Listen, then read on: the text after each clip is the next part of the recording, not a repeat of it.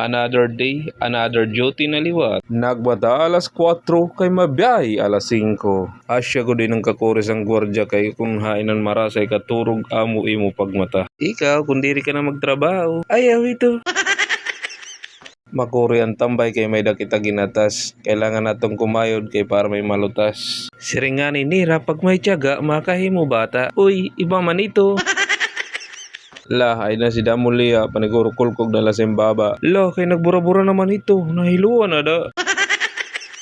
Pagkatapos toothbrush, sumulod sa CR, gumawas liwat. Uy, ano adto? Waray, trip kula.